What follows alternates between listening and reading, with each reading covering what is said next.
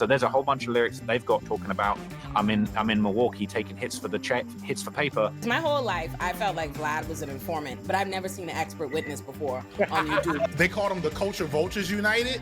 It was Vlad, Trap Lord Ross, Adam 22, Academics, Whack 100. It was like the worst, it's the most corrupt and worst hip-hop people in the world that are ruining the entire culture. But this is why we're mad at Kendrick Lamar currently for doing that song Playboy Cardi. Because you said these things. You got to live your bars now. Black people are to blame too, because let's not act like when a white boy starts dancing in public and he got a little bit of rhythm, just hyping him up. I'm a firm believer. I used to do it. I used to be a victim. But now I'm like, get that white boy out the circle. Like, you know what I'm saying? Like, have never stopped being nosy. We have been generationally nosy. Now we just have social media to heighten the nosy shit.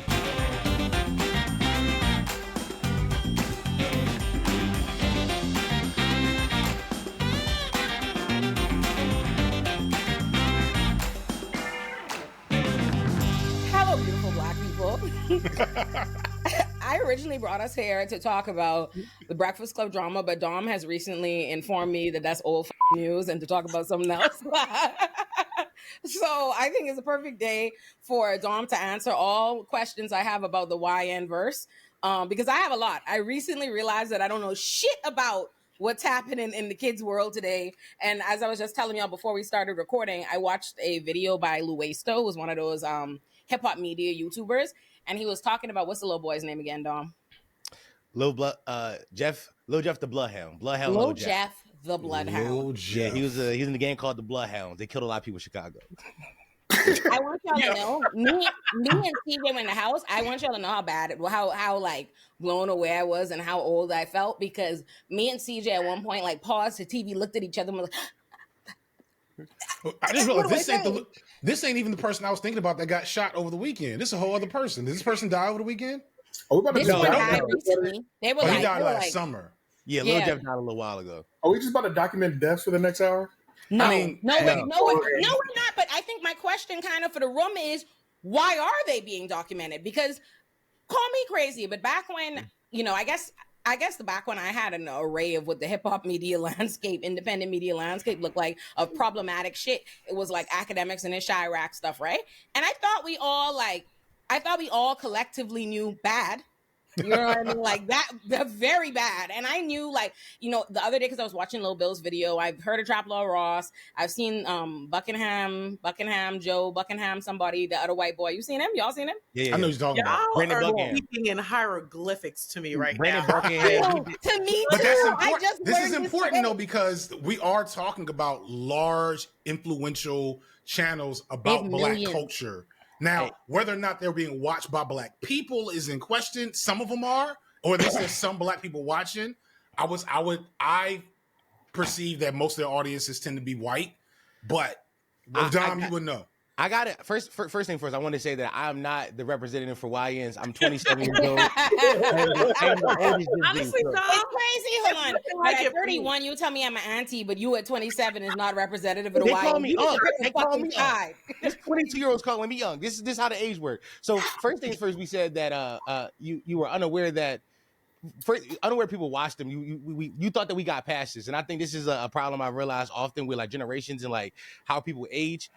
I'm kind of a cusper in the sense of like I grew up. I'm 27, so me and Olay, who's 4 years older than me, we have a lot of things in common. So I grew up in an age where I got those messages of like, that shit bad, stay away from that. But also there's kids who are 5, 6 years younger than me who are also the same generation as me, didn't get that message. So they have completely been like, no, that. I like this shit. It's entertaining. I don't understand why it's bad. Secondly, FD said most of the audience is Black. I don't think y'all realize that a lot of younger kids do live inside this post-racial society where they don't there's no like race to them. It's everybody's my friend. It's truly baffling, but I think you got to realize most of their it's Barack Obama's fault, real talk. But it's not. It's COVID's fault. A lot of these kids grew up. A lot of their friendships was formed through like Discord calls and like chat rooms and shit like that. So a lot of times you met a friend and you didn't know what the they looked like. You didn't know you met them on Xbox Live. They were just somebody you talked to, and then that was 5 years ago. Now the pandemic was 5 years ago. So we're talking about 17-year-olds who are now 22. You come outside of that, you just like, oh, now you have like this this high school movie Array of Friends where like everybody a different color, different persuasion, people identify certain different ways, but you're not seeing it this way. So I do think the youth is interesting because they will consume shit like that. They will consume a Louis, they will consume a Traveler Ross, they will consume shit like that, but also they will be like very respectful in pronouns and like respecting each other. So it's like it's a weird thing where I think us who are like a slightly older, we were like, nah, we got to get rid of that shit. But I think the kids, they see it as more entertainment than like a thing to take as fact. Now, we could talk about how problematic they are because I do think that somebody like, you know, Traveler Ross, who I hate that. But I think that the problem with him is that, and of that nature, that they're profiting off the back of Black Death. So like it's not as you documented hood shit. There's a guy in my city named his name STV Philly. Shout out to him. I had on a pod a while back ago. He talked about a lot of the killings that happen in the city, but it's never in a way to glorify it. It's always in a way to tell you what's going on in the city. Like, all right, so look, these blocks beefing with these blocks, and these guys got beef. Here's why it happened. He's not giving no details of what happened, nothing like that. He's not diving into Reddit posts. He's documenting the news and using his street knowledge to be like, so here's going on. So you know how to maneuver in the streets. I think that's a different thing than what Traveler Ross is doing, where he's just like, y'all, these is killing and it's funny. Like, I remember he be putting on funny accents and shit. I'm like, bro, you don't got to do that. Like, there's is dying? He's dying. Like, he sounds like he's about to nut, like sometimes, like real talk. I saw a clip of him today, like, in depth, like explaining how some Lil Jeff, the Bloodhound, what is it? Whatever he named. He was explaining some lyrics of his to basically like he was not basically, he was outright. It was, first of all, it was a Vlad clip. It was so many different levels of criminal behavior because it was a Vlad clip in and of itself. So one like completely problematic white man talking to Traveler Ross, who was dressed like Pee Wee Herman, and he was explaining, he was breaking down Lil Jeff the Bloodhound's lyrics to explain how he knows that Lil Jeff did murders that like didn't know. And I was like, what the is this? And I think it's like rad. That's what it is. It's rad. Like they are being the police. CEO, have you seen a picture of Traveler Ross? No, I literally I do my research. I look up. He is very, and when I'm using Harry Potter. Does he even live in America? No, he's in the UK. Non-binary and non-racial. No, he does now. I think he just got here. Oh, did So- he? A word? Is this like this more egregiously problematic Right. than anything I've ever seen in my life, like on so many levels. And the not living in the US part extra blows me, right? Because I don't know why Joe Budden being on the Google search is also hilarious. Because I think he made a video about Joe Budden pretty early that got video. But they're also in the same ecosystem. There was a tweet that came out. I think it's so funny because I've done the Culture United joints. We're doing those for months now, and it's all old head kind of purist adjacent hip hop commentators. And then all of a sudden last week, I know Dom ain't always on our side, by the way, because we did unite to hate Drake. I ain't gonna front. There's not too many Drake fans in the community. The Culture United to hate on the man, that's crazy. Hey, listen, we hate on Drake as a symbol though, but we come back to I'm not gonna lie, that's where we go in. Well, I'll get nothing wrong to me. We'll get there in a second. Excited. But it's funny though. So at sometime last week, clearly they called them the Culture Vultures United. It was Vlad, Traveler Ross, Adam 22, Academics, Whack 100.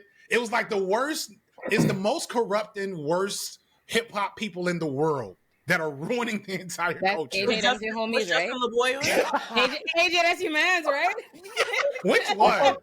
I fuck with Adam. But, that is his man, I heard. Yeah, I fuck with Adam. But this is the thing. When I saw that episode, I was like, these never need to get in a room again. They look so lame. Like, just look cool. DJ Vlad over there high out of his mind. Like, he was damn near asleep.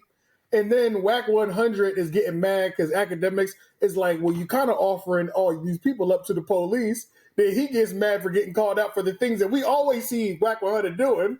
It's like, It's not just content all of a sudden, but that's the thing though.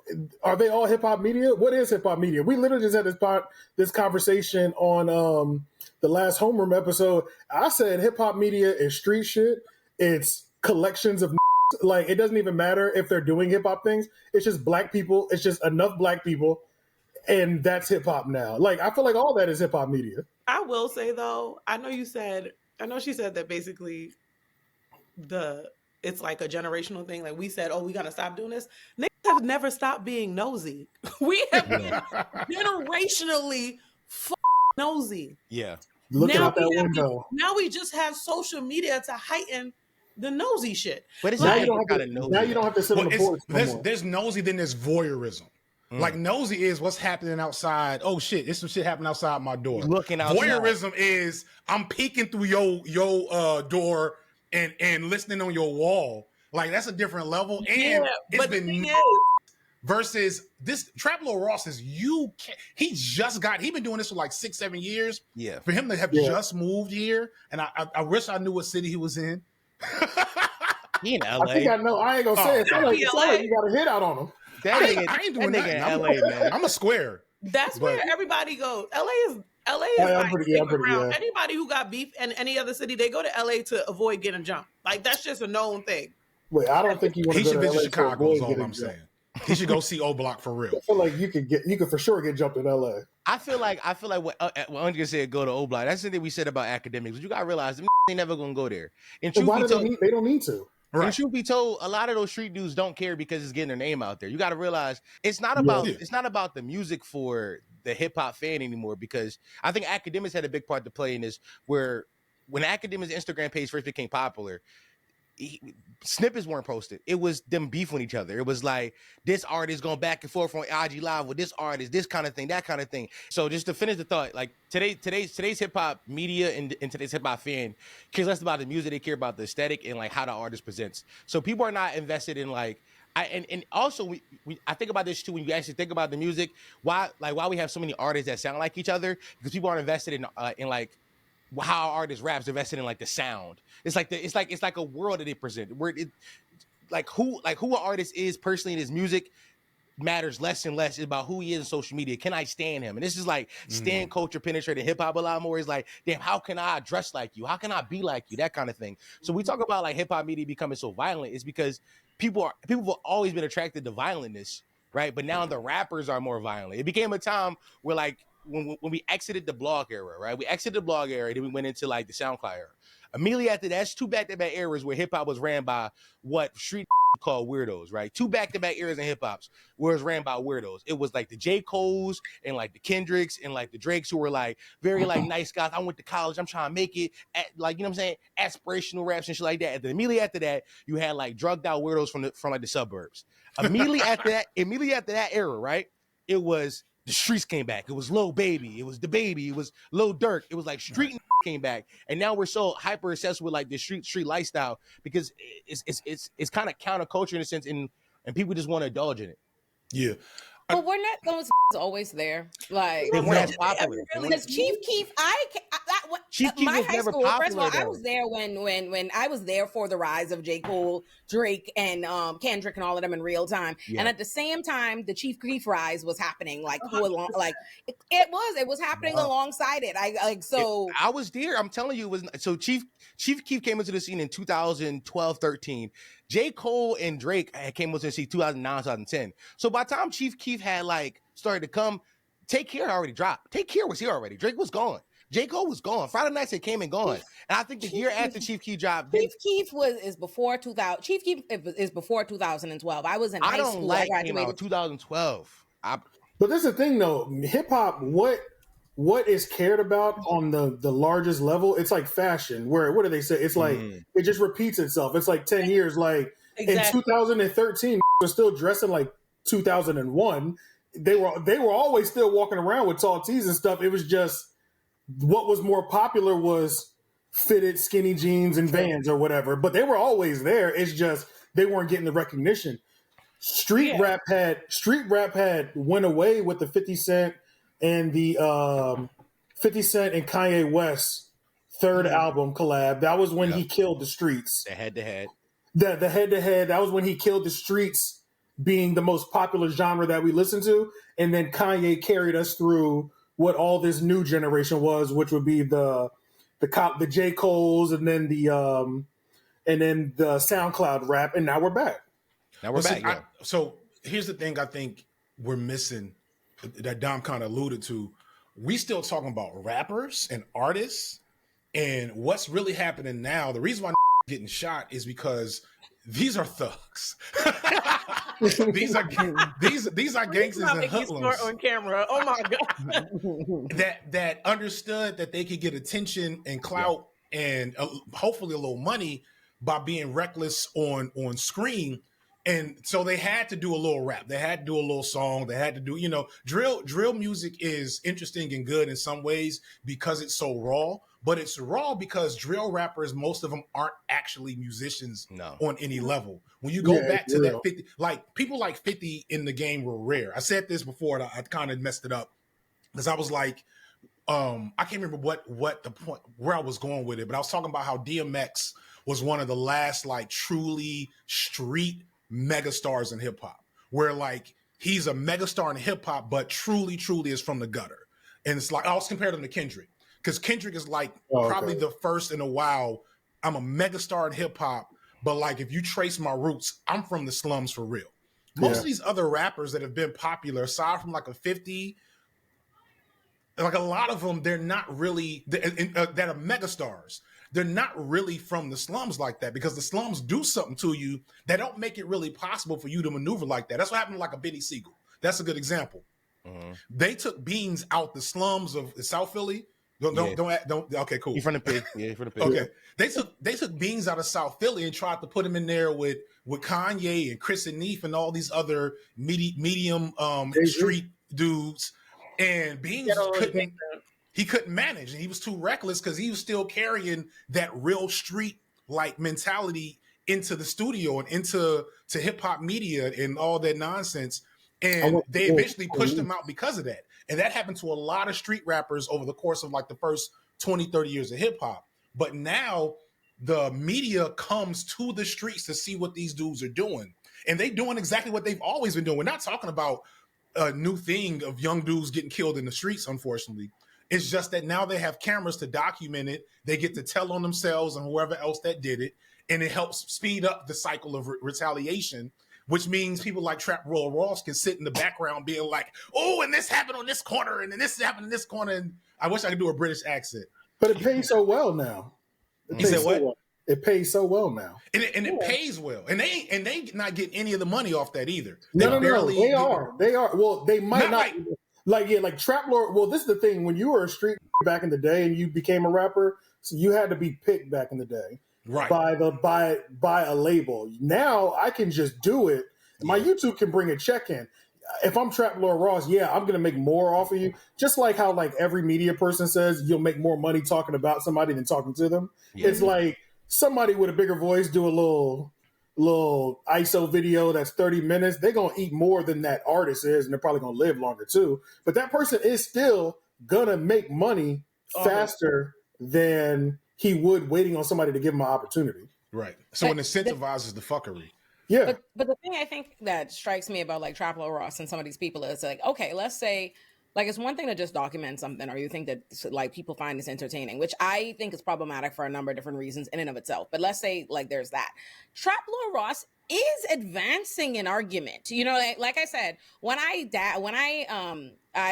watched some Trap Lord Ross, it was because my friend hit me up to tell me I was in one of his videos, and he was talking about New York, and it was like he was talking about it for the purposes of like when I cut it off was when I realized he was like, oh, this woman, challenged the mayor about, his rhetoric on crime, but she's wrong. Essentially, New York City is this crime. Right. That's what I'm going to answer. New York is, in fact, this criminal place based on, and I'm like, you're saying that based on, I guess, where you feel like you insert, you have the ability to comment on the state of the criminal system in New York City, or like New York City, like political scene. Because think about that. He's politicizing something, because where else would I come in? You know what I mean? Like, why am I in this video? It's because he is jumping in to our political discourse on how our city should be policed or not. And he is saying that based on his fucking like anthropologist look at in the zoo, you know what I mean? That's how he sees, how he's looking at drill rappers in New York City, as though that's representative. And I think that's very different than just documenting it. It's even very different than like academics when he used to do Chirac and people felt like he was too comedic or taking too much light in this. He has gone another, like, to me, like a extra white man step of I'm not only observing these people, I'm not only inserting myself into their lives and their criminality and all these different things, and I'm like feeding it to the masses for the purposes of making arguments as to how these should be policed, and that's pushing the narrative. So again, want to real quick shout out Bill, because he talks a lot of this in his video, and he said that thing about it being a zoo. One thing I will that I do think we need to talk about though is that, like, Dom, I think, is correct in saying that the young Black youth that are watching this are not necessarily responding to it the way I think some of us wish they would, because they have a different disposition. Another thing I brought up in this Cursing Out the Left video I was talking about is that when I have a video that reaches a larger Black audience, I'll notice that the other things they'll watch be like, this is what's wrong with Black culture video starring some biracial, like 17-year-old in their bedroom complaining about balloon pop videos and whatnot. And when I know looked exactly what video you're talking about. Which one? There's like 20 of them. But I probably am talking about one in particular. This is the last one I saw. But when you look though, those like a lot of people have made that video. It's almost always young Black folks that ain't read nothing, probably from the suburbs themselves. So they don't like the fact that they're being. It's ironic. They're watching a Trap Lord Ross as entertainment and don't recognize that it's the Trap Lord Rosses of the world that are helping to push on a particular stigma about them and their behavior. Then they turn around and get mad at Black folks about it.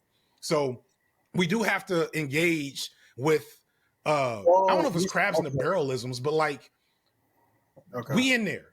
We are part of this problem because like, one, I don't really blame the young folks in the hood trying to eat off their own misfortune. No. It is what it is. I ain't never gonna shade anybody for that. But the folks watching, you know what I'm saying? You got to just have show some discipline at a certain point, But like I said before, have been generationally nosy. Like you said, it's voyeurism. We have always been nosy. We always want to know what's going on. And the thing is, I feel like there's always been a call for attention. People always have wanted attention. Now we are just handing it to them in a platter with social media, and we paying them for it. So it's like, cool. But also, I don't know who said it. This isn't nothing new. This is like fashion. The same thing has been going on. I don't know if I'm the old in the room, but I remember when beefs were deep in New York. Like, it was Biggie and Pac, and people would have it on the radio, and every time there was an interview on the radio, there would be another incident between the two coasts. Like, it was always something. It was to the point where Angie Martinez never released her Tupac interview? Yeah, Tupac interview. Like, I'm not even trying to be a part of this. But I think that is kind of what I'm honing in on. How you say Angie Martinez didn't release this because she didn't want to be a part of this. It's like, at what point is there some level of like a personal responsibility? Like how much like the views are, what you think. This has greater consequences, and where's the responsibility to not do that? Because like, but Angie Martinez was the outlier. That's what I'm saying. Like, I'm using Angie Martinez, but every single other radio, Angie Martinez was what I'm saying. But everybody else back in the day, they couldn't wait to report the bullshit. Like, they could not wait to report it. They couldn't wait to be part of the reason that escalated it, or have their name in Word Up magazine as one of the reasons that Tupac got more mad at Biggie. Like, it was just, it's always been a thing. I think that we should have kept our culture, but we let Eminem in. So like, shit just went left after that. We passed that point. We passed that point. I will say my thing is, it's like, which culture are you gatekeeping? It becomes like, you can't dissect it. It's like, which culture are you gatekeeping, right? Because there's a shit ton of Black people that are part of the culture, a part of hip hop, and see themselves that cannot relate, don't know shit about what's happening on that side of like what we're like what we're speaking to, right? Of where all the violence is happening. And I think that's what kind of blows me is like, I guess as somebody who was a public defender, right? Like, I've represented hundreds and hundreds of poor Black people accused of crime. And what I learned from being the defense attorney for them is, I don't know shit about the reality here. You know what I mean? Like, I really don't know. Like, representing this person and hearing what they're telling me, and I don't know. I really don't know. And neither does the prosecutor, and neither does the judge. Like, we have a role that we play in the system. There's a certain level of like a very minute observation I have, you know what I mean, as to like how this is all playing out for you in reality. So I think that's what confuses me about the kind of commentary that I'm seeing from so many of these like hip hop journalists, is like talking to the, like I saw, because, you know, I was watching Lil Bill's video too. Shout out to Lil Bill, you know, and Lil Bill was talking about how people try to make a distinction between, you know, people like Trap Lord Ross and Buckingham, whoever, whatever, right? And it's like, oh, at least Buckingham guy goes into these hoods or interviews them. Like, I even saw he was in that Luesta Jeff video I watched today, because he like he did an interview with one of these guys, and there ended up being a shooting right after, and like his cameraman got shot, right? And so something like that might make people feel like, oh, this person has like more of a, you know, could speak to it. But I'm like, no, they like your level of proximity and knowing these people or talking to them or like being nosy and like learning things you think about their life does not in any way amount to real information, like the ability to draw conclusions or insights as to what is or what isn't. That's what seems nuts to me. It's like, oh, because I listen to this music and I talk to these and I know that there's a killing on this corner and these don't like each other, now I have like, I'm a primary source, you know what I mean? Like, I can discuss this. 100%. There was a quote from, what was it, House of Cards, and it was like, proximity to power makes you think you wield it. That's the same thing with these people. And keep it 100, a lot of Black people do it too. We out here filling out Excel sheets to Rick Ross talking about selling crack. Some of us don't even know the ingredients of crack. I'm from Bronx. I do. So that's not the point. Some people do not know how to, like, you're sitting here listening to trap music while you are making proposals and Excel sheets and like coding. So it's always been about it. It's obviously the alignment, but these people would not be doing this if were not watching. Niggas are watching and they are thinking that they are a source of truth. They are thinking that these are journalists. Actually, that's another conversation. But they're thinking that these are journalists and they're reporting the right thing, and they are spreading the same message. They're spreading the message of what these hoods look like and what it's like to live in these cities, or what the music is doing and affecting. And that shit it's only one-sided, and also because they're capitalizing off of the fact that these people want to probably make it out the hood, and they feel like this is the only way that they can. If Trap Ross comes out, I'm not even in the hood. I'm in Hackensack. If Trap Ross came to me and tried to showcase me, I'm gonna be like, you know what? I might be getting a little cash off of this. Let me figure it out. Throw some random finger combinations. He ain't gonna know the difference. Samora has a joke. Samora, the stand-up comedian, has a joke that is basically like, rap music is a fantasy. Like, you can't live rap music. That's what I like about it. She's like, I want to hear about how many bitches you what kind of cars you driving, what kind of rims they sitting on, because I can't, and I'm not doing that with my money, right? And I think that's kind of the problem, and I think has always been the problem, right? Like, the level of fantasy for people, like, so many people like a particular kind of fantasy. They want to buy into it. They like it. My thing about that is, how is it simultaneously that is like, we recognize is shallow? Like, a lot of people's investment and interest is shallow, right? They only care about the aesthetic. They don't care about like the true lives or personas or music and all of that of these artists. So you care about the persona and it's shallow, but somehow, and only want aesthetics, and you don't really care about the authenticity of these artists and these people. But at the same time, you want the most in-depth analysis into their criminal activity. That's because it stopped being fantasy a long time ago. Like, it stopped being fantasy. Like, the moment hip hop stopped being the artists telling stories from the hood and the guys who was actually in the hood telling the stories, it stopped being fantasy. There was an expectation of realness from our rappers. There's an expectation for you to live your bars, which is why, like, you know, not to get off track, I'm make a point right here, but this is why we're mad at Kendrick Lamar currently for doing that song Playboy Cardi, because you said these things. You got to live your bars now. There's an expectation of like, your words mean something. You have to live by this, and I think that's where it comes apart. Also, I want to go back to a few things. Olay asks, like, why, like, at what point do we hold these accountable? But there is no accountability to be given to these because they're not from the places we from. They're not from the neighborhoods, and they're not from the culture, right? And when we talk about culture, we talk about hip hop culture versus street culture. I think we've let too many into both of them already. Like somebody like Trap Lil Raw should never even comment on street shit. I hate when talk about street shit. I'm not a tough guy, but I'm from Philly. I was outside for a little minute. I don't like when comment on street shit.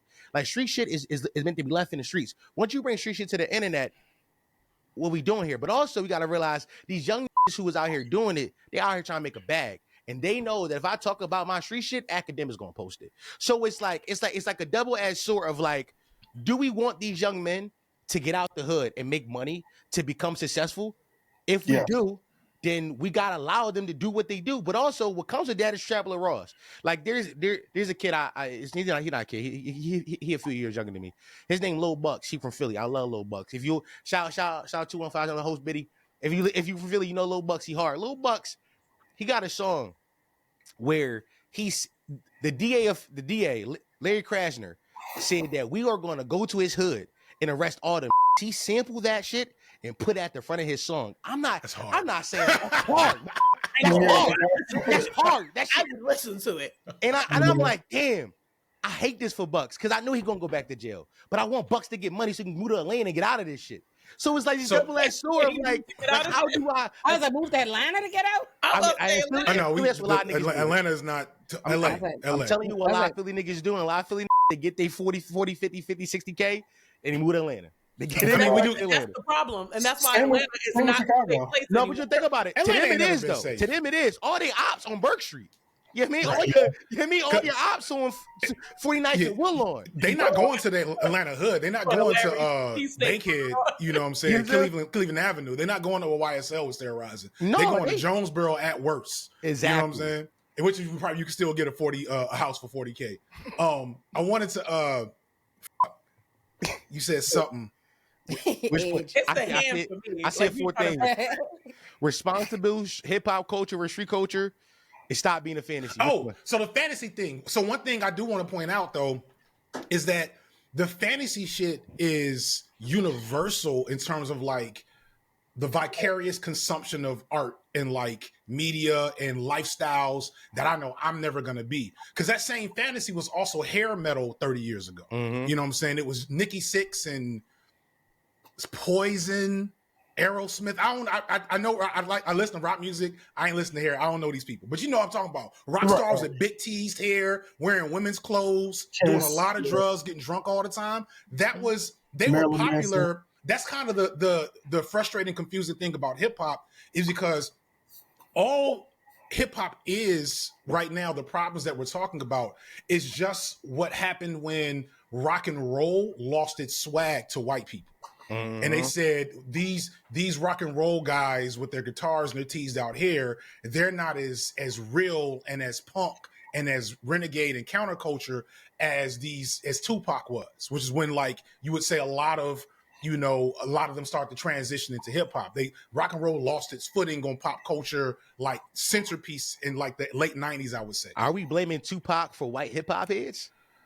I mean, I don't know if I would blame him, but I know that was the first rapper that white people started repeating back to me. You know what I mean? and I don't know, I feel like I'm older than everybody in here. I know if you lived long enough, you'd have been a hater, FT. I was waiting to live long enough for FT to be a hater. I won't blame him outright, but you get my point though. Like, I mean, I'm semi older. I don't know how old you are, but I'm 43. I'm 40. So you tell me who was the first? Like? I feel like maybe I was too young maybe I wasn't around enough white people. Too young. But I feel like Dom, that's crazy. You see this Dom is disrespectful. Like he trying to tell y'all about him. I don't even know what he said, but he said too young and snickered. He just uncontrollable. I'm yo, too young is crazy. I ain't gonna lie. You can't be like, yo, I was too young for Tupac and you 40. Let's be honest. Tupac died when I was Tupac died when you were 9 or 10. Second of all, Philly is a 2-hour drive. Please hold it down. Hey, I'm outside, gang. What we doing? I want to hear who you. So, but I feel like in my head, it might have been 50 Cent. Like I feel like that's when the white people really start getting it in. Like, they love that. That's when it reached fever pitch. Wankster, okay? Oh my god. That's when they was which is about them. Yeah. But they loved Wangster. They were singing every lyric to Get Rich or Die Trying in the club. Okay? They were doing it. And I feel like, again, maybe I wasn't of the right age to be around white people. But, you know, I don't think that I've heard a lot of people reciting Tupac out. But 50, yeah, 50 Drake, was Kanye, that's when the white people really was like, yeah, we can get up in here. I'm marking Tupac more as the initial switch. Was it before or after he hit Madonna? Probably after. It really probably upon his death, because Tupac's death and the story behind it is the OG Trap Lord Ross story, right? That was a big, huge story in pop culture, period, let alone hip hop. That was preceded by the East Coast, West Coast, not preceded. Preceded? Preceded means before, pre. Okay, yeah. So it was preceded by the East Coast, West Coast beef stuff. It's fine. It's fine. It's fine. It's fine. He said preceded me before, pre. They gotta slow you down. I got 4.5 degrees. I can't talk right sometimes. Baby. Dom flipped fired at everybody. And like, Dom got the gun under the table like this. He literally just was like, if Johnny had 5 apples. I'm telling you. Dom and get together. Dom got and said, your topic is old. You is old. but get my point. Like when Tupac dies and that becomes this huge pop culture story, nothing like that was happening in rock and roll. Like people were killing themselves, but like getting shot and killed over rap lyrics and rap beef and street beef, that was a whole new thing. And so we see that happen in what was that, 95, 96, and then in 3-4 years, all the most popular rock bands damn near are rapping. Limp Bizkit, you know what I'm saying? Hoobastank, I don't know. Some of the other motherfuckers, they're all rapping. And then next thing you know, by the time Kanye drops, rock music is gone from the mainstream. Yeah. And they're all at our concerts. I'll never forget, I knew something was up because, you know, I buy Madden every month. Not every month, every year. I got a problem. What plug you got? I'm on every Madden since 1991, right? Jeez. And at a certain point, they started doing music in the early 2000s. It would be a little hip hop, a little pop, a little rock and roll. Now a little hip hop, a little pop, a little rock and roll. And by like 2012, 13, it was all hip hop. And I was like, what do white boys do? They still play this? And then they still play it. But they just only listen to trap hip hop now. You know what's funny? Because like the rock stars of like the rock stars are like a Travis Scott now. The rock stars are our hip hop artists. Playboy Cardi. That's the rock stars because like they do kind of blend like this weird like punk aesthetic with hip hop. Not even sonically, just the aesthetic of it is just like more like rocky and punk more than anything than hip hop. Lil Uzi Vert also. For sure, they need to bring back more variations because I mean, growing up, I could sing every song from a Tony Hawk game. Them joints used to go crazy. Oh, them joints is bad. And there wasn't a single rap song on them games. Because white people ain't white no more, or white like whatever value being white had that was of any use to anybody else but them died when rock music died, and now they're just white to be antagonistic. It might be being nosy, like in the sense of not that everybody isn't nosy, but I think because now that y'all say it, right? I feel like I know when that started happening. I guess when rock kind of, but I just interpret. I didn't realize it was larger than like my life, and I guess what probably happened was, what you call it? What are those shows that used to? What's his name? Thingy Carlson, like all them music shows that used to play all the time. Because when I think about it, like, I was in grade 7 and shit. Like I love Paramore, I love Simple Plan, I loved Panic at the Disco. I loved all these people, right? The Raconteurs, all these because they were shown to me. I was watching these like music countdowns and all of this where they were playing it. They were giving it to you, and those kind of went away. And when you think about it, like now that you say it, on the switch from like they used to have like hip hop was there, but these other kinds of music was there. Because I'm thinking down to even like soundtracks when I was a kid. And if you think like Smash Mouth, All Star. Like, I know that it hit because of what that did on Shrek, right? But then if you think about Rugrats, like the Rugrats movie is kind of what like that was hip-hop. brought Terrific Tariq has amazing videos about like when cartoons go to the movie, and he talks about like the shift of when Rugrats made their first like the Rugrats movie, and they had all of when they had like Mace and Maya and them, you know what I mean? On the soundtrack as if. Oh, not as if, you know what I mean? I was too old for this. Take Me There was right? My shit. But I'm like, I remember this. They had Take Me There and all of this, and I'm like, I feel like I could see a shift, right? Like even on what started being like the music they made for kids, right? Because like that was crazy at the time, getting Mason and being like Phil and Lil Mrs. say mommy and dad and shit. Like that wasn't commonplace. But then you started getting more like, oh, we got Jermaine Dupri making the soundtracks for, you know, Big Mama's House and yada yada yada, and it kind of all the, you know, Smash Mouth and them or whatever being on the songs. I feel like the last year I could really remember them being like all like the rock groups being in the same kind of zeitgeist of being popular as like 2007, like 2008. And I feel like it has a lot to do with the death of kind of TV music media, you know, of those shows that play the countdowns. They tried to bring it back with DC Young Fly, but it didn't work. Yeah. VH1, the VH1. I can't remember what that show was called. TRL. Was it TRL? TRL, that's what it was. They tried to bring it back with him, but it didn't work. Did pop culture just become more hip hop, and that made white people be like, "Oh, let me dive deeper into this hip hop thing," and that's how we get Trampler Ross talking about niggas killing? They like. Go ahead. I was about to say, because this is the biggest thing I think as well too that I wanted to go speak on earlier. I mean, what do we even consider in hip hop media too? Like, if you talk about rappers, I'm looking at Trap Lord Ross as a content creator. I don't look at him as hip hop. But he makes videos about rappers though, right or wrong? He does, but like, so once you make a video about a rapper, does that automatically make you hip hop media? If you make 40 of them, if you make 40 of them, I think it does. Exclusively, 40 seemed like an understatement. Like if your channel but he's also only highlighting the niggas that kill people and stuff. So but they're rappers though. He's not talking about like John Gotti. He's talking about his biggest video is talking about Who I Smoke. I think right.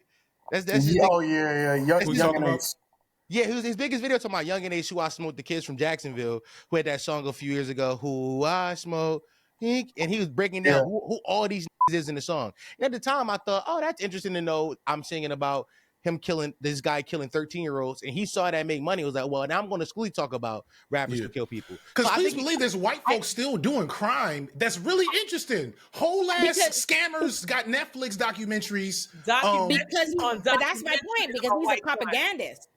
He's not like, to AJ's point, like I get what AJ's trying to say, right? It's like we shouldn't even be considering this person hip hop media because they really don't do hip hop. This is what they do. But I think we're trying to speak to the problem is that the problem is that they're tricking people in some ways into receiving this as hip hop media. Like that's kind of my issue, is that what he really is a propagandist, right? Like he's somebody who has a very particular narrative of trying to paint like these cities where these people are from is these criminalized inner cities where all this crime is. That's his real focal point. But the way he does it is by pretending like what I'm covering is hip hop, these hip hop artists, and they're just so criminal. The criminality is just so at large in these cities that I have no choice. And I think that's even more problematic.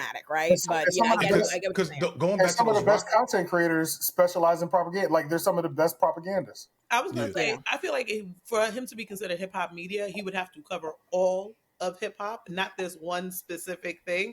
Like, I feel like again, it's an opportunist. Like, he's just capitalizing off this one specific sector that he knows is going to get him engagement. Because one thing to point out is that going back to those rock stars, right? That rock star aesthetic mentality behavior wasn't attributed to race on their behalf. That was just what rock stars did. It was a lifestyle. It was a lifestyle versus this is black people. This is black culture. And going back to a shout out Pillboy made a great video about like there is no black YouTube. He was kind of like presenting a counter argument to all these people that's like, what's wrong with black culture? And he was like, there is no like, what you're seeing is people like a Trap Lord Ross, but also the black folks to participate in it, whatever the balloon pop girl name is. You mentioned earlier Lloyd the plumber. She's the best. Aaron the plumber. Lloyd is crazy. Lloyd sounds like a plumber name. So does Aaron.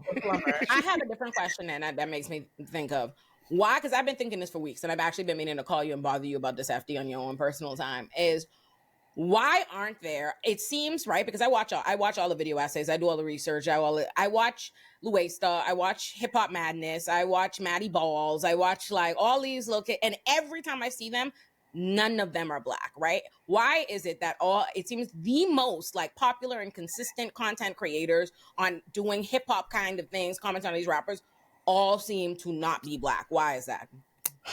Well, I think it's because non-Black people find the most fascination with Black culture. I mean, Black culture, number one, is the most fascinating culture to begin with. So that's like number one. And then when you're like so disconnected from it, I mean, I just got done watching. I was watching The Wire. I just watched it all last month. I've never lived in that version of like Baltimore or the hood. I was locked in. I mean, I found it entertaining. So if I'm finding that in the music that I listen to, I'm tapped in now. Mm-hmm.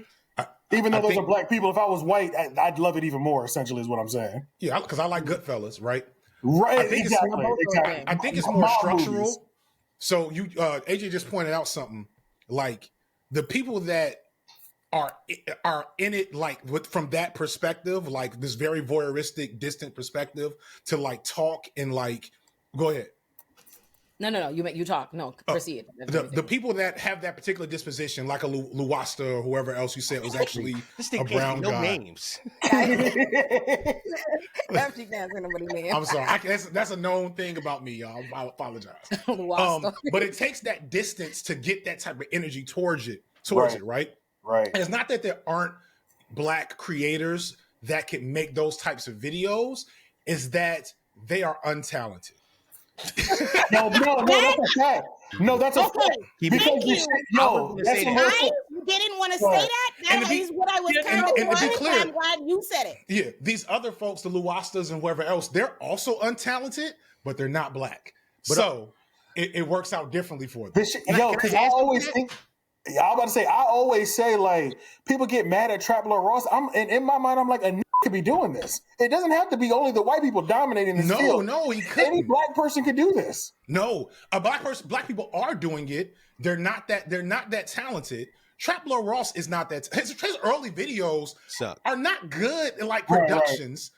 But because he has a British accent and he looks like you said, Pee Wee Herman, white ears are attuned to hear themselves. I was just about to say that it's these untalented, and then also white people see themselves in white mediocrity.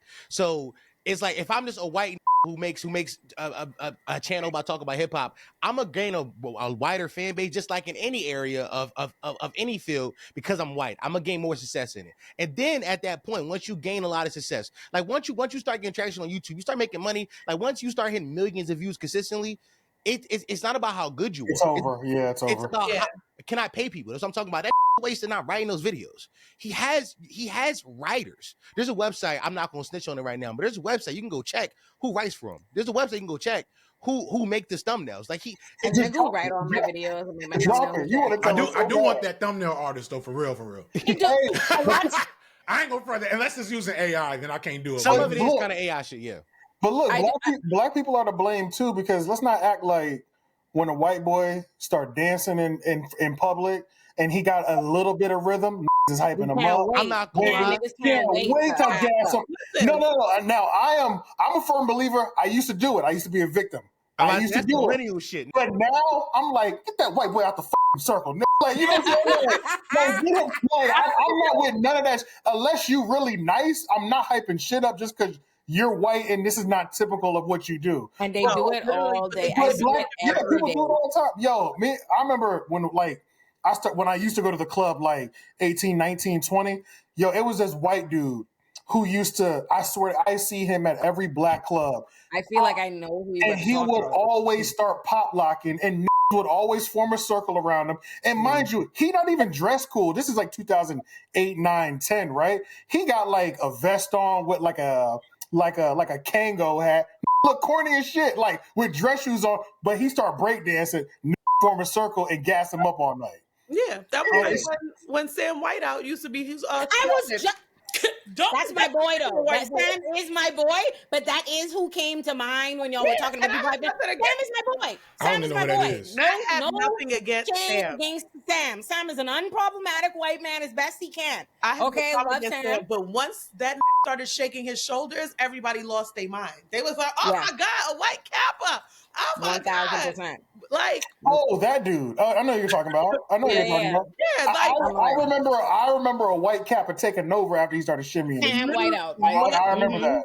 And white people in black spaces stand out, and if they have just the hint, just the slightest speck of any type of swag or culture or kind of like connection to it, they don't even gotta be there. We give it to them. Yeah, because we know they're working against their own like nature in that regard. But it's like the insidiousness though is that whiteness is not real. And they don't know that, but they feel that. Yeah. And they use other cultures to actualize themselves. And that's why when they come in, boy, like, you know, because you mentioned Eminem earlier, and I always I was like, I'm my age range and my disposition. Of course, I was an Eminem fan initially, right? But like them type of white dudes, you couldn't separate them from hip hop without literally ripping them apart. You know what I'm saying? If you think about, you know, everybody here know at least one down white boy that if you push them out of whatever color, person of color space that they're in, they will probably shrivel up and die within a month. You know what I'm saying? Right. And it's because you're literally separating them. Like whiteness, they severed themselves from their own cultures when they got here. The Italians, the Irish, the Polish, Germans, they all had their own culture for a second. And then the wages was like, you can have your own culture, you can be white. Which one you want to do? You see how we doing these? You want to be like this? They was lynching Italians in New Orleans. I didn't even know that. Did y'all know that? Italians were just slightly above. They just made it. And they only made it because they was like, look, we will fuck them up if y'all let us in the club. Italians been shit for a very long time. Right. You know what the cold part is about a white person getting accepted in a black space? White people look at him and be like, he accepted over there. But we get the same effect. You go to a white party and you start dancing, white people love you, but be like, look at this Uncle Tom. But it doesn't come. But here's the difference: it doesn't come with much. Like a white person can come do that in our space, and we give them. We don't give them just all access to the culture. You get them front seat. Front seat. All the benefits that come with it. Cookout, all that shit. Ours don't come with much more than, hey, look how that can dance. Teach me how to dance. You know what I mean? Like, get out of here. We're having a meeting. Friend Trevor, that's Drewski just did a video about like the one token white black guy on like those dating shows, and he's like, yeah, I'm Trevor. I'm cool because I'm black. That's real. That's what in white. That sounds amazing. Like white people come into black spaces, and I hate to say it, and maybe I might need a different word. I'm trying to figure out the different word, but it gives gimmick. It gives like, look at this odd, weird looking white person talking about Traveler Ross. Look at this, he just looks crazy. Pee Wee Herman is not even, I wouldn't even do that to Pee Wee Herman. That's actually, he looks legitimately just like a sickly, down bad white boy with a British accent. And niggas love it. And it's like that viral. And people are like, wow, look at this man who has no connection to this actual space talking so deeply about it. And it's a gimmick. And then eventually, like I think Dom said, you see millions of niggas start watching it. So you're like, obviously there's something to this. Let me watch this as well. And now I'm 1,000,001 So it just easily happens. Like, it's like the flock is just like, okay, well, if y'all are listening to it, then there must be some credibility to it. But also the generation that we are, well, not my generation, obviously, but the younger generation, like I said, there's no real journalists. There's no real researchers that they really look like. I can't think of a Gen Z journalist, and I could be wrong, but I can't think of a Gen Z journalist, someone that people are like, oh my God, they're doing the deep journalistic work. They're out there, but like, they may be out there, but are they popular? Yeah. No, that's what I shout out that dope shit. Who's a Gen Z hip hop journalist, like reviewer who actually talks about the music, right? Shout out to an extent, Cam James is doing journalism. Cam is it? Damn. Yeah, Cam a little older than me. I was about to say Cam ain't older than you, is he? Cam older than me. Cam I James can is tell like his jean skin. Cam's probably like 30 if I had to guess, right? Like Cam's probably like 30. Excuse me. FT, I have something I was thinking about. Something you said earlier made me think about it when you said, the reason why we see these white guys doing that is because that's who has the interest, right? Like these people who are really like have experience that are not as interested in it, right? Like they're not the ones studying this, like, animals in the wild. And it makes me think of, oh Lord, I know I'd be too deep in the net because of the people I'm about to reference. I was watching a Poetic Flocko video. But this is man, yo. Let's calm down, because boy, let's be careful with all that. I just happened, I stumbled on a Poetic Flocko video. I try to stay away from him. Anything woman related, I know he's gonna lose me. You gotta get out. Yeah, you gotta get out. You know what I mean? Let me try to stay in a safe space. I was watching a video that he was talking about. He was talking about Benzino because Benzino was viral because Benzino went off on. So trust me, I'm going somewhere with this. Benzino went viral because he was doing this interview with these white guys. Oh, this shit was crazy. And Flocko, I thought was actually right and pretty astute in a lot of his points. But not academics, but Benzino was having this fight with this white hip hop guy, and this white guy, who is very clear to me from watching it that this guy wants to be, when niggas want to be validated, so you want to have what all the old like hip hop opinions, and a standard old hip hop opinion is Benzino fucked up the source, and we're against Benzino and the Benzino Eminem beef, right? Like, right? Old shit. We all know that. So this guy is there, like, trying to avenge the source, right? Like arguing with Benzino about how Benzino fucked up the source. Now, what's crazy about it, and this is nuts because, but let me just make this disclaimer: Benzino is a problematic for 962 reasons outside of Eminem and all of that, right? Benzino is not a nigga who I champion or typically find myself on the side of. But this was interesting, and I want your thoughts on this, FD, because Benzino was actually pretty receptive to what the guy was saying at first. The guy was like, you made some bad decisions with the source. I feel like you could have done better than the guy. And Benzino was like, yeah, X, Y, Z.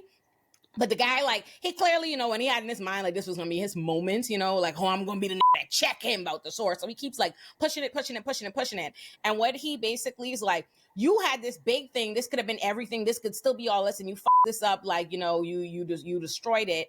And Benzino is basically like, the guy's like, you don't understand. I don't think you understood how much this meant to hip hop and for us to see this and experience this and read this. And Benzino was basically like, I was busy living hip hop. Like I had a real life. Like I was in the streets and was dying. My daddy was in jail. Like I had real shit. He's like, no, you're right. I did not feel the attachment you as a fan, as a peeking in to the culture, felt to this magazine. No, I did not. He said I was not a reading the source before I owned the source because I was living it. And you could pick that apart, and it has its own problematic elements to it. And it got crazy because this white boy actually was sitting across from him trying to tell him he's more hip hop than Benzino. He's as hip hop.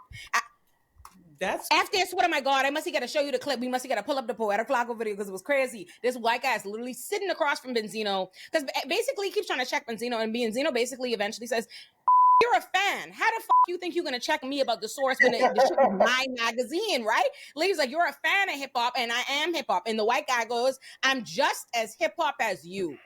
I would have punched. And that is fundamentally crazy. And that turns into a whole thing. And I thought that brought two excellent points that I think, who would have thought, you get it from a Benzino interview. But I thought there are two very poignant points to discuss. On one level, these white people, like non-Black people or people who are not from these communities, are not hip hop or whatever, feeling like because I love it, because I feel like I study it, because I feel like I am just as much a part of and entitled to this space as you.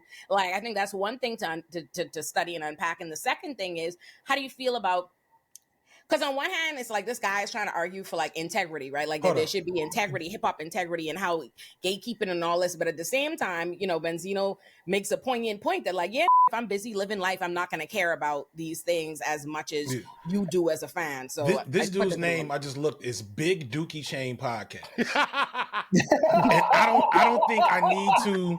No, just stop, man. I don't think I need to say nothing else about the problem here, except for it's Big Dookie Chain episode 46, Benzino Part 3. It is like that's colonizer behavior. Yeah. That's colonizer behavior. Yo, but isn't it also like a white person thing? Like if you've been black and you've been around a bunch of white people, it's just like at some point they can't help it. They have to say, I'm blacker than you. They just can't help it. It just at some point it jumps out of them, bro. I think people overestimate how much I've been around white people just because I like white people shit. If you've been around white people, you heard it at least once. Minimum. I've never heard that shit. I'm blacker than you. They don't say it like that. No, they don't say it like that, but like say a song come on and like they know every word and you don't. They be like, hey, it's like something along those lines. If a white person think they know the lyrics to a song and they have so much as one jig, you know what this one white guy used to say to me all the time in law school? He used every single time music played and we were out, I swear to God, this man would find me. He would find me and he'd be like, pretty fly for a white guy, eh? Like, and I'm like, they have to do it. They can't help themselves. He was trying. That's what that was. What they want is they study, they analyze, they memorize, and then they want the validation from a black person that they aren't that far removed. And that's what it is. Yeah. So I see what you're saying. Well, like, not that I'm blacker than you, but like, hey, look, you see me too. It's literally the embodiment of I have black friends. Like I'm and now they can prove it. Yo, but what makes somebody hip hop though? Because like I know, because you said like we talking about Benzino, and Benzino's hip hop, he lived it. Yeah, but my question is like, because I know some who think that all hip hop is just like, yo, I can tell you what Kendrick Lamar meant in this verse. And I'm like, that's not hip hop. Hip hop is a wider array than just this. And it's so bring back to point I've made a bunch on the internet. Is like we talking about hip hop the genre versus hip hop the culture, right? Some like white people, you know what I'm saying? Do you know the genre? You probably can know the genre. That's music. I don't give a about that. But we talking about hip hop the culture now. It's like how many of you niggas actually have lived the 5 pillars, my nigga? You know, have you ever break dance? You ever graffiti the wall? My nigga, what you know about fashion? Like you know what I'm saying? Have you ever MC'd? Have you DJ'd? Like what do you know about hip hop truly the culture? When we talk when niggas like I like to think I'm a living embodiment of like what it means to be hip hop. Like I mean everything I've done. I've DJ'd, I break danced. Yeah, I mean I just spray paint, I got good graffiti, I rap, I did everything. So I've lived what it means to be hip hop. I wasn't. I mean, a lot of these was a lot of these adopted the darkness. I was born in it. Like I was born in this shit. Like I was, you know what I'm saying? Like I'm serious though. So that's why this man is a star in the making. That's what it got. So when you so to answer that, to me, hip hop has always been at its core a resistance ethos. In like intrinsically tied to blackness. We got resistance ethos, because everybody got that. Stonewall was resistance ethos. That's not hip hop, right? But gay people in the club mixing up disco songs, we starting to get hip hop all of a sudden, right?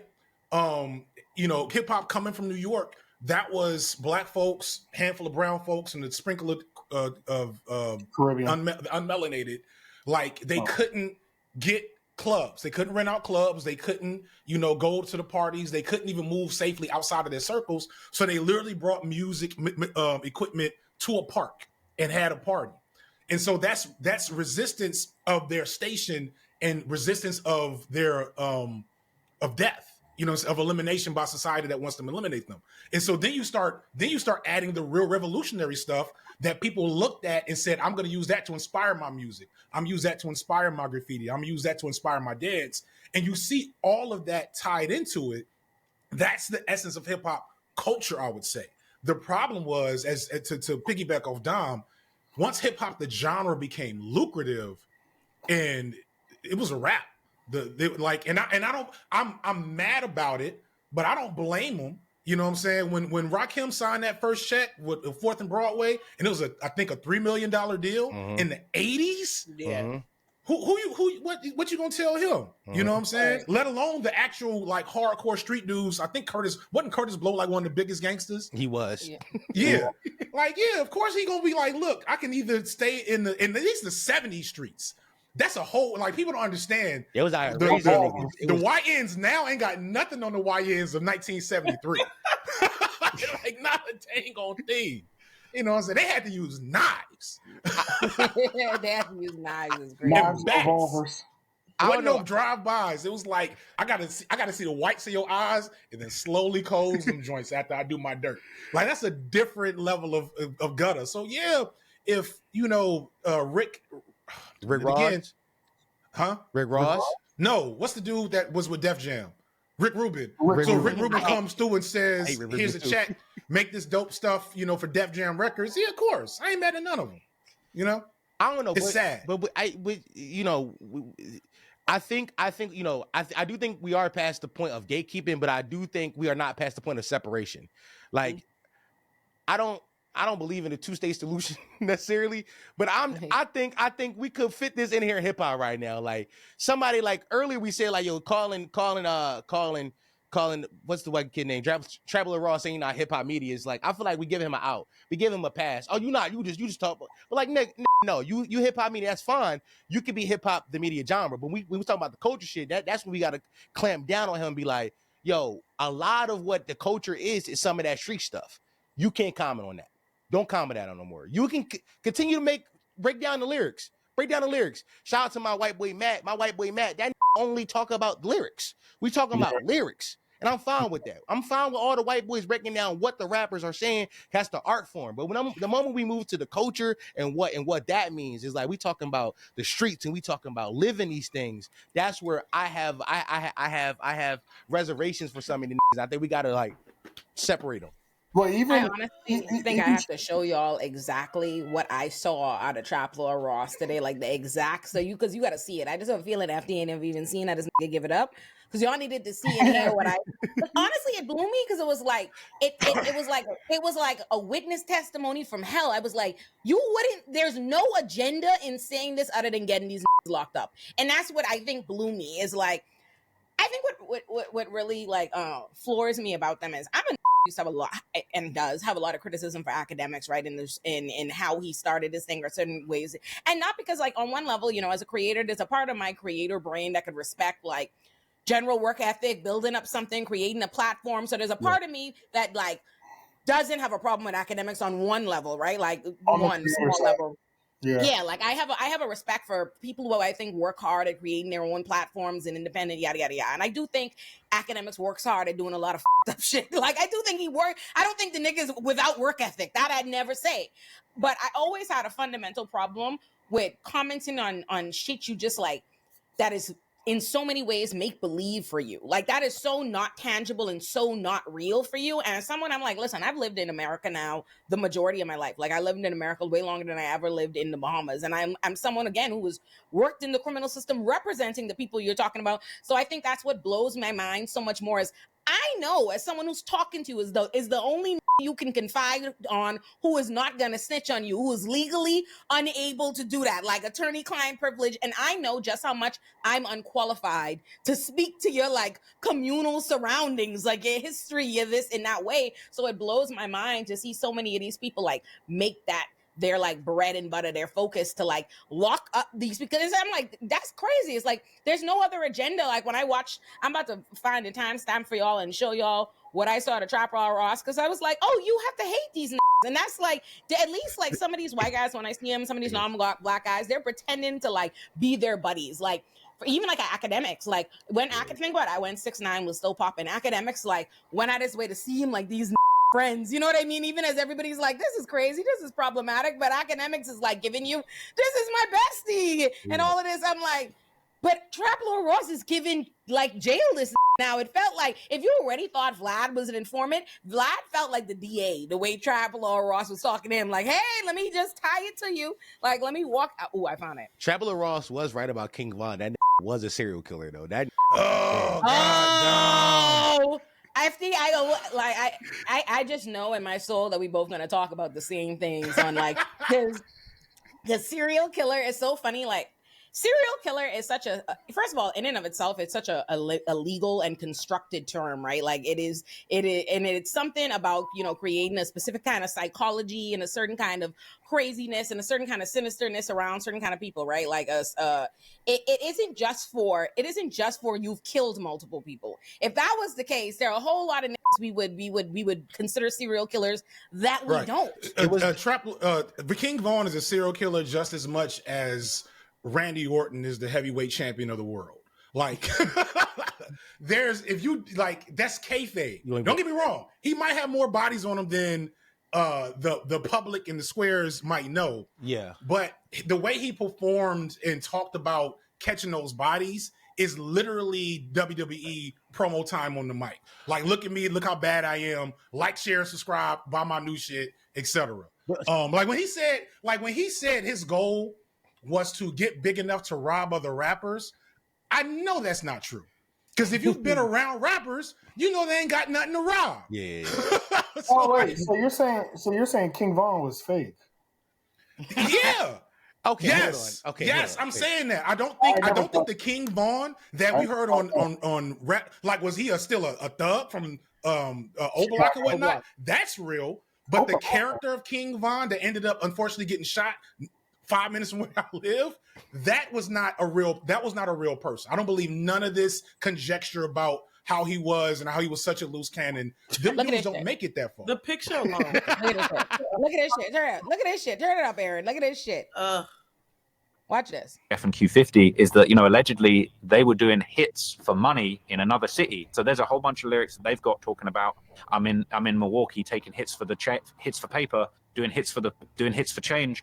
And only since my documentaries came out, there's been a new theory on Reddit that there's basically was a triple homicide in Milwaukee that people are saying, yo, this is the one where Jeff and Q50, they were paid to kill one guy and they ended up killing 3 guys. And then there's a bunch of lyrics where Jeff and Q50 have these little bars where they're talking about my first hit was a 2 for 1. I'm in Milwaukee doing hits for the change. My first hit wasn't a regular hit. It's actually crazy. These guys are taking it to a whole nother level, and you can tell that they idolize Von. As wild as it sounds, pause right here. This theory This is right backed by here Jeff blew my mind because my whole life I felt like Vlad was an informant, but I've never seen an expert witness before on YouTube. That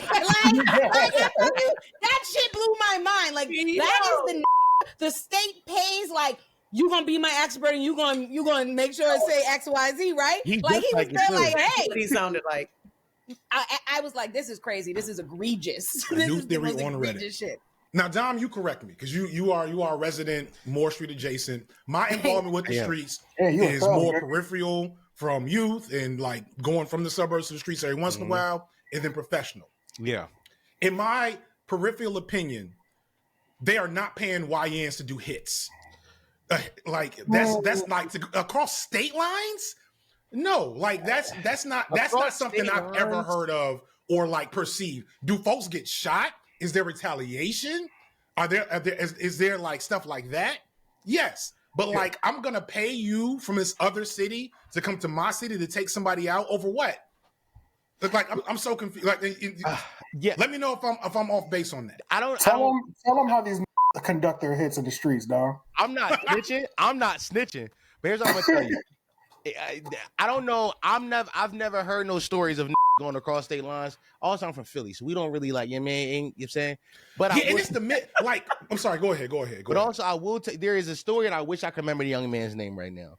I wish I could remember his name. He was 17 years old. He was a crash dummy. He's in jail right now. He actually broke. Amin Hurst. This is his name. Amin Hurst.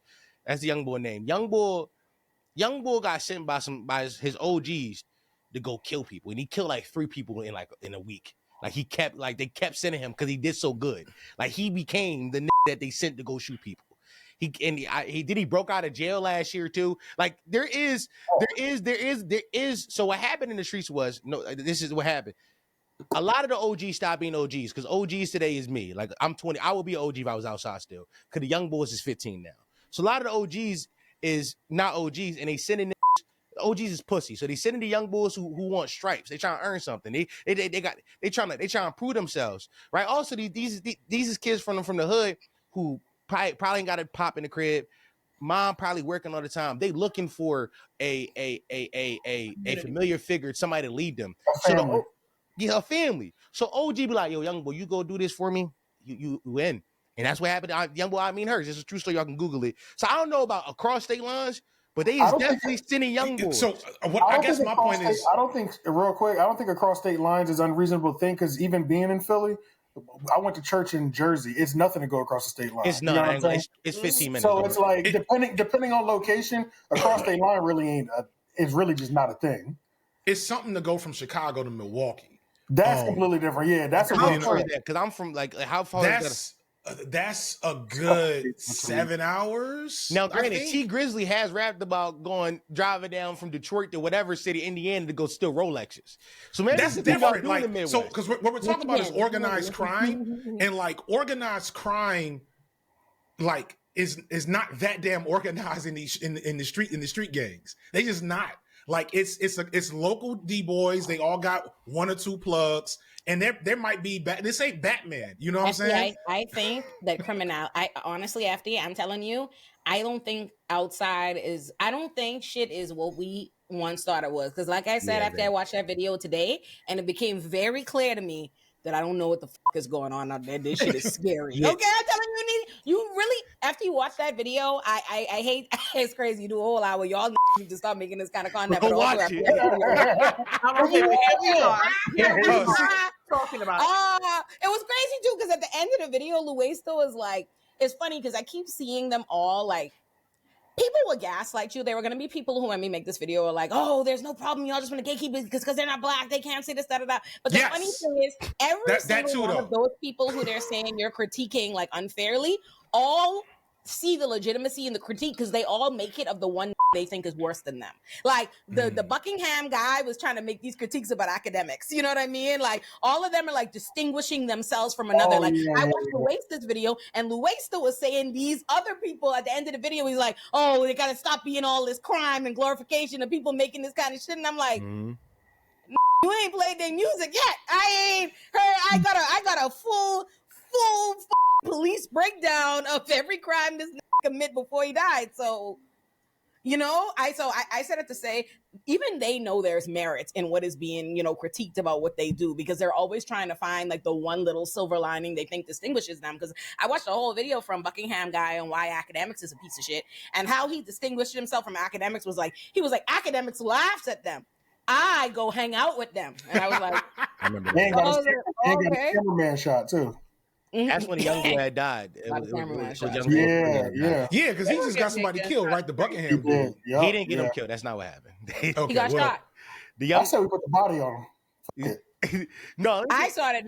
Got shot. He did an interview with one of them little rappers. He walked out of the studio. The guy and somebody like a bunch of niggas approached and shot that, like, fired a bunch of bullets, and the cameraman got hit like in the side of his like neck or jaw or something. No, I'm talking about like just recently, if I'm not mistaken, with Buckingham, he interviewed someone that had ops looking for him essentially. Yes. What with Dom? Like, that was young boy YBC dude. He was, first of all, that's what I'm talking about. Yeah, that young boy was a terrorist. He terrorized the hood in West Philly. I know that hood. That hood is mostly old black people who own their houses and shit like that. Like they want to pass down to Niecy Poo, but she ain't got her shit together type shit. And he was terrorizing that hood. He was terrorizing that young boy. Brandon Buck had nothing to do with that. They was gonna find him eventually. He was on borrowed time. Actually, I tweeted, I was like, "Yo, they killed him. The city got safer today. The city got safer. Not a Charleston White tape. Not a Charleston White. Not they got safer today. No, the city got safer that day. I walked outside and it shredded a little bit. I might have skipped through the hood. I mean, there's something to say, right, about. Let's not undermine the fact that we are talking about a handful of these is dangerous, right? I'm telling you, gotta watch the video. I feel like you got low expectation of these. I think they out here drilling shit. It's not low expectation. I'm just keeping it real. That like I'm afraid of the thing is their danger. Like so, the super predator, whatever they want to call them, all that bullshit. That's one or two that's been through it for real. I've been in sales with these boys, right? And Olay, you know what I'm talking about. Yeah. Where you have to sit down and try to make sense of a person in front of you that, like, you don't really know where they came from. You only have heard what they've been through, and you got a piece of paper telling you what they did. and you're like, okay, how do I minimize the damage in all areas of this equation? I will be much more interested in those actual stories, the backgrounds, the redemption, the that's my support systems, those things. Like if even with a Trap Lord Russell academics, if they didn't characterize these boys and like the people that turn into these monsters, right? The whoever you was just talking about, Dom, as like coming out the womb, crack baby style, that's what I'm like saying. terrorizing the hood, and discuss the reality of how that is created, how you develop into that. I would have less beef with that. No. Let me tell you why I said they're propagandists, right? Software underbelly. Like, let me tell you why I feel like they're propagandists, right? Because especially like as somebody who does that professionally, there's a way to zoom out and show the larger context. They zoom in to get rid of it. Like they make it about, they take these particular boys and they highlight them as villains. You're right. Like King Von is a serial killer. Ooh, look how scary this Jeff Bloodhound is. Yada, yada, yada. Versus, right. Like as I'm watching it, like I've represented these kids. Like I know what it is when I was like saying to CJ, I'm like, you could look at that kid and see he's dead behind the eyes. Like that doesn't just happen. You know what I mean? Like if you listen to what he's talking about, I was like, listen to what he's talking about. It's very clear based on how he's moving. He doesn't intend to live a long life. He sees his life as like he sees, and they were explaining, one of them was, her name was like Lil Scoom or something, was explaining how he knows he's gonna die. You know what I mean? He was like, oh, that's the only way. And they flash back to like a King Von interview saying the same thing. King Von was like, no, you die. That's how it works. He was like, you kill somebody and then all their family and loved ones and everybody is trying to kill you. And he was like, and that's basically how it works. You kill somebody and then they either gonna kill you or the jails are gonna catch up to you, or maybe you might be the lucky but it's either you gonna get killed behind it or you're gonna go to jail. And how it happens is when you hear that, if you don't like zoom out and really think about the larger picture of them on a long line of people that this has happened, that is being churned in and out this cycle, it's easy to think, okay, well, you're a problem. Oh, this is a bad kid, or why didn't they just leave? But it's like, think about what their environment is, that they come to the point, they're this young. You are looking at what looks like a child to you, but they are 10 years like removed psychologically from all the shit that, you know what I mean, that they're doing, and they see their life as finite. That is a reflection of a much larger problem, a bigger issue, right? And instead of like, if it was me, if it was somebody doing that, you would be talking about what their communities have experienced, like the level of like underinvestment in their communities, like how did it get this way? Like how does it continue to be this way? But instead, what like Trap Lord Ross are doing is they're doing it to say, oh, they should be giving NYPD more money. You know what I mean? It is more dangerous here. There should be more cops and stuff. So instead of actually looking at the circumstances, because I heard like it was the same Jeff Bloodhound. He said in one of his interviews, he was like, somebody asked him, I think it was the DJU, somebody, whatever. He asked him, what do you think like they can do about Chicago? And he was like, nothing. It's done. He was like, there's nothing you could do. This shit is horrible. This shit is fucked up. He was like, you either die or you get out, right? And here's the thing that I realized, like, he said that the only way you either die or you get out, but then in the same breath said he's not getting out. He's not leaving Chicago. And that tells you something, like what happens and what life that's been experienced, that somebody thinks that this place has zero redemption, and they also see themselves as having zero redemption. They said that the only way to get out is to get out, but he's not going nowhere. That's what made Chief Keef such a anomaly, in that he left. AJ also mentioned Soft White Underbelly. That's an example of kind of what I'm talking about. I forgot. It took me a second to remember what you was, to put the name together. Where that is a white dude that's interviewing like street people, but it's such a different level of engagement and like empathy to what's happening. I wanted to piggyback really on Olay. I think about that. Remember Coney 2012? Yeah. And it's like it's the same situation where to these people, black people are not human. Let's pull. We ain't done no theory. Let's get some Afro pessimist theory out here in this motherfucker. Right? Afro pessimism's basic tenet is that black people are not human and we're not real. Thus, anything that happens to us is fine. It don't really matter because we're still cattle. We're still livestock to these people. And so when these things happen, the spectacle is zoo voyeurism to them.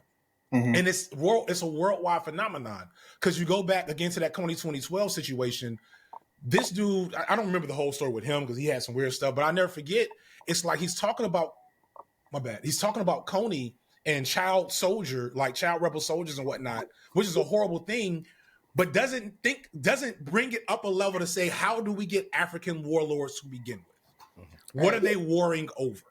Because that would lead you to Elon Musk's dad, right? That would lead you to Belgium emerald mines and Belgium mines in the Congo or in whoever colonized South Africa. Who's in South Africa? That's not Belgium. That was France, right? That was the France. I mean, it's all of them. They all the same. They just speak different languages. I thought it was the Dutch, but don't get me to lying. But you get my point though, because it's like so they have to zoom in, as Olay said, because it has to be something intrinsic in us to justify the thing that's happening outside of that frame.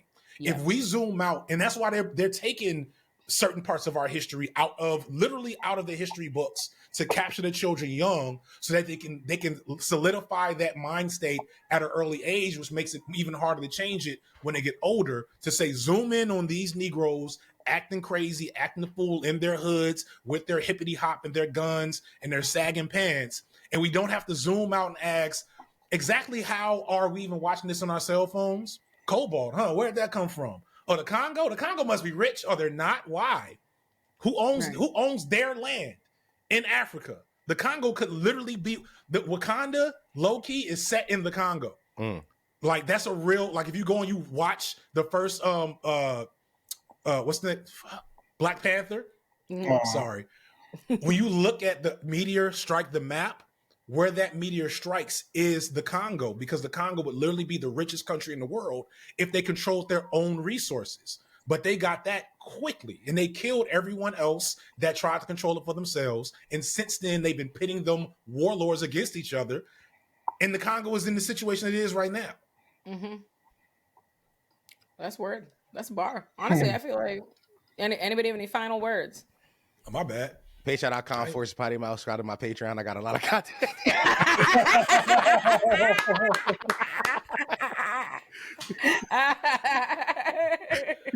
I love having. Well, I just realized. Don't ask her none of the questions she talked about for her YN Jeopardy. Don't pull none of anything she mentioned today. None of that. I did not know. I thought it's actually, you know what I realized I'm the bitch who thinks she's a cool mom, because you could not tell me that I didn't know what was going on in the nigga that. I turned that shit on and I was like confused. I'm telling you, I didn't know shit. Yeah. Even CJ was behind me like, what? That's not even a real thing. This I'm telling you, like, I was worse than FD. I was shocked. Like, I don't know what this is talking about. Like, I read the comments. I'm protesting. I need 500 points. People are saying that. People are saying that because the Lil D question. Him. That's the whole point. It was a trick question. It was, and I didn't think about it in the moment because I should have accepted either answer. Listen, I'm thinking about. I'm making a leaderboard now. I'm thinking about giving you 250 on the leaderboard. You gotta get half, dog, because it was like, I mean, I want to play, but I'm not gonna know nothing. That's the fun of. Like, that's you gotta come do the show. Like, this is my series to get me out the hood, y'all. I found it. I found my series. I need Ari. No, honestly, it really is good. I was like, this is a great content idea. It shouldn't be alive. You know what I mean? I was like, it should be alive because it's fun, but I mean, you should afterwards, but see, like, pull down the VOD and turn it into like a produced kind of. Should I edit it afterwards? Because I was thinking about doing that. That's what I think. I think you should produce it after, make it cute, give it a little. I'm at the point on FG don't edit and fucking edit it down, because they was telling me my Discord was like, you should make clips of it. I was like, but the VOD's up. They was like, no, you should like make it. You just don't make clips of it. The one clip you did was real funny. I don't want to. FD turned me into a believe in making a channel for everything now, and now I'm like, damn, YN Jeopardy should be its own channel. No, I got too many channels. I think this is Potty Mouth is a channel. You can never have too many channels. I got channels. It's not like a credit. It's not like credit checks. Yeah, and I also no, you don't make YN Jeopardy a channel. Yeah, I would do that too. Honestly, before another nigga take it from you too. You might I'm telling you, I started. But I mean, they're gonna take it anyway. Let's be clear. Yeah. But there will be if this becomes a new red balloon pop thing. Yeah. Just. It's okay. You just run with it as long as you can so you can get a bag out of it. But the red balloon pop thing, though, is easily replicable because it's just pure mess. Yeah. No one individual is driving that. It's just bringing mess to the table. Really Because of your particular disposition and like your comedic timing, I think that could be something that people could try to steal, but not really steal. Yeah. But I would have YN Jeopardy and YN Jeopardy Shorts as 2 different channels, man. I was about to say that. Really? Like YN Jeopardy clips. Yes, they should be 2 different channels. I'll make them and just listen now, because after he told me like a year plus to go to make Olay and Friends its own channel, and I was like, no. and now I had to make it its own channel. So you could learn the hard way, or you could just listen now. I'm gonna listen now. I'm gonna make it. By the way, I'm rebranding it from YN to Brain Rot Jeopardy because YN might be slain. That might run out soon. And also, I'm pushing 30. How much am I gonna be YN? I like Brain Rot Jeopardy. Also cast a wider net. Wider net of things. Yeah. Brain Rot Jeopardy is fun.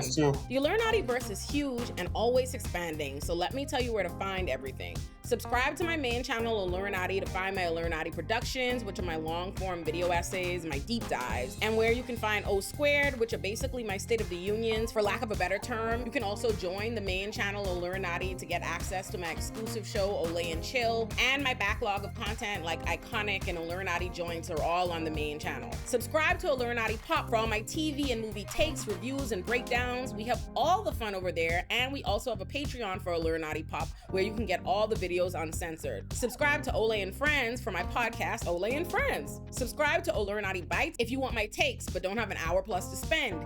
And last but not least, subscribe to my Substack Illuminati for all my writing.